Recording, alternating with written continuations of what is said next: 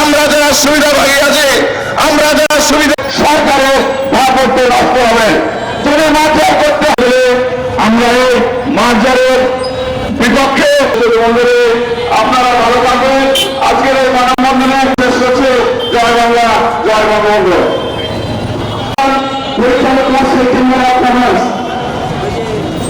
সাংবাদিক এবং প্রশাসনিক পক্ষ সকলকে জানাই সম্মান করে আমাদের মতো ছোট ছোট ব্যবসায়ীর দিকে অনেক ব্যাংক প্রতিষ্ঠিত।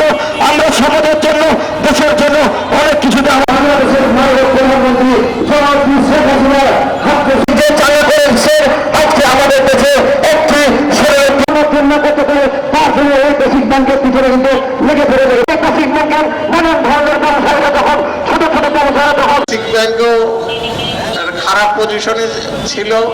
আমরা যখন বিশ্ব দরবারে মাথা উঁচু করে যাচ্ছি, তখন সরকারি প্রতিষ্ঠানগুলোকে তারা প্রস্তাব করে দিয়েছিল সুরমায় দিয়ে দেশকে পিছনের দিকে নিয়ে যাওয়ার একটি অপপ্রয়াস তারা চালাচ্ছে।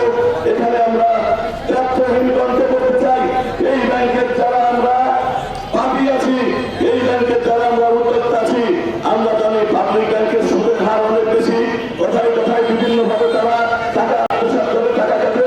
আমরা পরিষ্কার করতে চাই, এই ব্যাংকের আমি একজন পাপি হিসাবে করতে চাই, এই বেসিক ব্যাংক 100% সরকারি ব্যাংক। এই ব্যাংকের যদি কোনো সিদ্ধান্ত নিতে হয় আমাদের সাথে অবশ্যই আলোচনা দরকার।